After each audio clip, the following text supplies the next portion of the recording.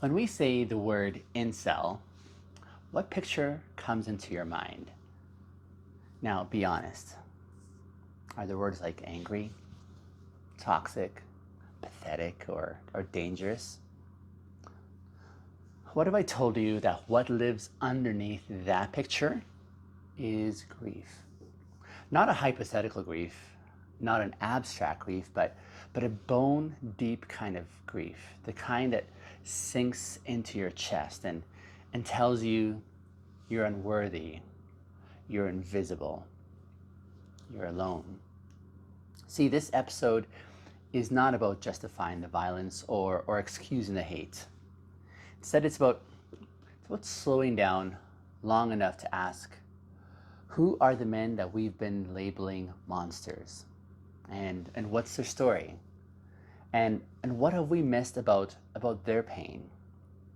And maybe more urgently, what price are we paying collectively for not asking these questions in society?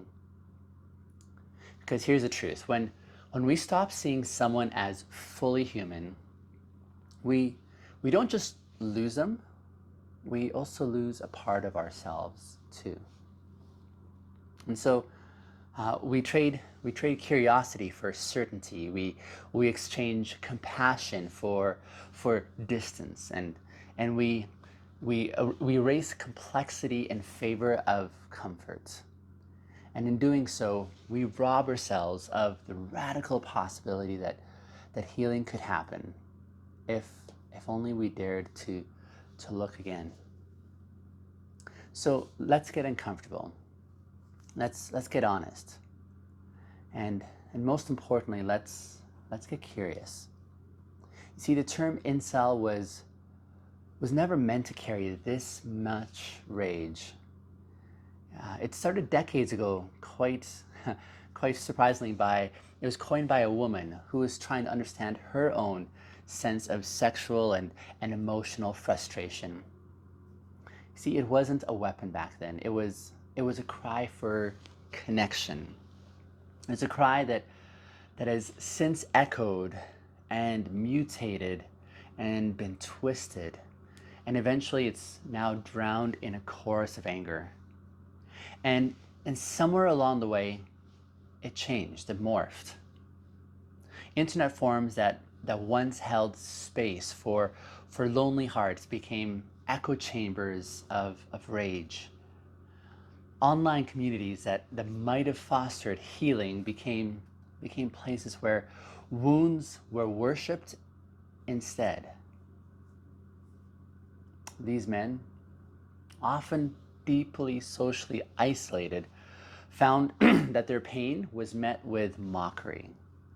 They looked for help, and instead they found humiliation. And the culture laughed. I mean, we laughed at the desperation that they exhibited. We mocked their longing. We sneered at their sorrow, and we congratulated ourselves for our moral superiority while stepping over the wreckage of someone else's humanity. See, when men cry about being alone, when men cry about being alone, they're told to man up, and when they express longing, they're told that they're entitled. When they withdraw, they're called creepy. So what options did that leave them? When every door to connection is slammed in your face, what do you do with your hunger to be seen? With your pain and ache to be wanted? Do you kill that hunger, or do you let it mutate? Do you bury it under sarcasm, or do you weaponize it into blame?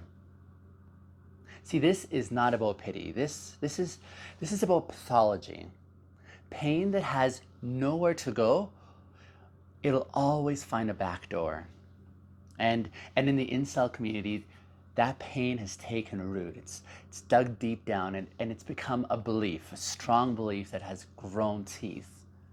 That belief says, I am unworthy, but it doesn't just stop there. It adds on, and everyone else is to blame for it. But we don't get to this place overnight, do we? I mean, no one wakes up hating the world.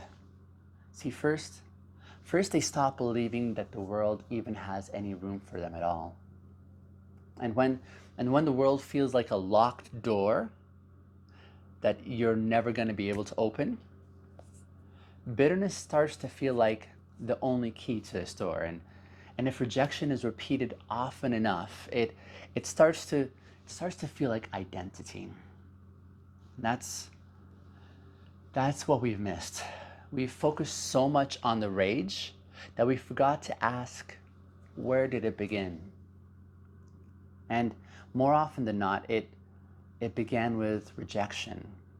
Not just by women, but by your peers, by family, by entire social systems. And boys who grew up invisible or bullied or shamed for how they look, this is where they found themselves. Men who were taught that to be wanted, they had to perform. And this performance, my goodness, performance in masculinity. There's performance in expressions of confidence, performance in one's desirability, performance in one's successes in life, performance with power, and performance with worth. And when those performances fail, when gym bodies and new clothes and the nice guy script doesn't earn them affection, well, the message is quite clear then. You are nothing. And so what do? Well, they withdraw, they cope, they numb, they spiral, they lash out, they disappear, they scroll endlessly through timelines where they always lose. They start seeking answers in some of the darkest places, and they find others who are just like them. Not necessarily because they share values, but because they share pain. And pain, when shared, feels a lot like the truth. This is what no one wants to talk about. These pain bonds. See, pain creates community, even though the communities may be toxic, even the ones that hurt you while pretending to protect you. And when you finally feel seen, even in your shame, you're going to cling to that space like it's sacred, even if it's killing you. Because even poison feels like medicine when you've been starving for long enough. So here's where we come back to integrity and intimacy, because integrity means aligning our actions with our values. And for many of these men, their values have been so warped by bitterness, and their integrity has collapsed under the weight of their unmet needs.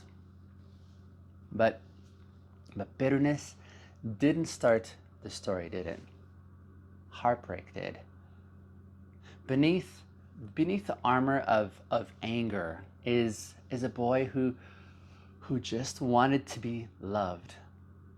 Beneath the rejection is someone who's still hoping to be chosen, even if it's just once.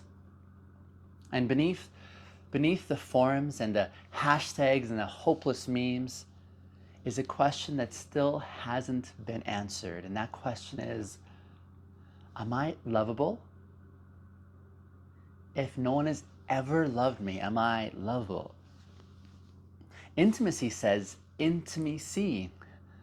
But what happens when no one ever does? What happens when every attempt at connection is mocked? When when every expression of hope is met with rolled eyes or ridicule, you stop trying. You start hiding. And then you start hating. And that hatred, it's not just external, it turns inward too. It erodes one's confidence. It corrodes their joy. It convinces you that the only way to matter is through expressions of anger. This is the price of dehumanization. When we label people as monsters, we excuse ourselves from seeing their pain. That's not what builds bridges. That's what burns them. Let me tell you about someone that I'll call Joe. Not a real name, but a real story. See, Joe grew up kind of awkward, acne covered, overweight, socially anxious. Girls laughed at him. Boys, for the most part, just ignored him. Teachers barely remembered his name. He got good at disappearing, but inside he was screaming for someone to see him. I mean, he smiled politely, he stayed quiet, he did everything right, and still felt like he didn't quite exist. And by the time he turned 21, he'd never been kissed. He'd never held hands, never even hugged outside of his family. And so he started reading forums. He started watching content that told him that he was doomed, that women only wanted attractive men, that love is a lie that's sold to the genetically blessed in life. And you know what? He believed it, because the pain made the lie feel so true. If you've never felt chosen and someone offers you a reason, any reason, you're going to hold on to it, even if that reason poisons you. That's what happened to Joe. He wasn't born bitter. He became bitter. And the more bitter that he became, the more he pushed people away.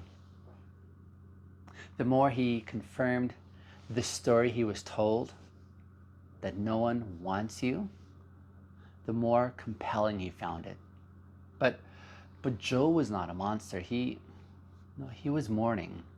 He was grieving the love that he never got, the hand that he never held, the kiss that he never received, the gaze that never lingered, the space that he was never invited into.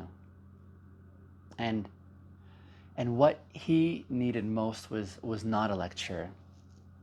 What he needed most was just to be seen. Seen not as a threat, but as a human being who was in pain. That's the difference between sympathy and intimacy. See, sympathy says, poor you. Intimacy says, I see you, even while you're here in your pain, especially here in your pain. See, we can hold men accountable without humiliating them. We can call men up without cutting them down. But it's only if we're willing to slow down long enough to ask, what might this person be carrying that I cannot see? Because when we dismiss someone's pain, we don't prevent harm. No, we actually provoke it. And that's how we begin healing. Not by excusing harm, but by witnessing pain before it becomes harm. See, integrity is choosing not to turn away, even when the person in front of you looks nothing like you. Even when you don't understand their choices. Even when the label monster feels safer than the truth. This was a man just like you, trying to matter, trying to be loved. Maybe it's time that we stop asking, what's wrong with them? And we started asking, what happened to this person? Because what happens to them is happening to us. It's happening to all of us, to the entire culture. And until we're ready to face that, we'll keep creating monsters. When what we really need is to start creating mirrors.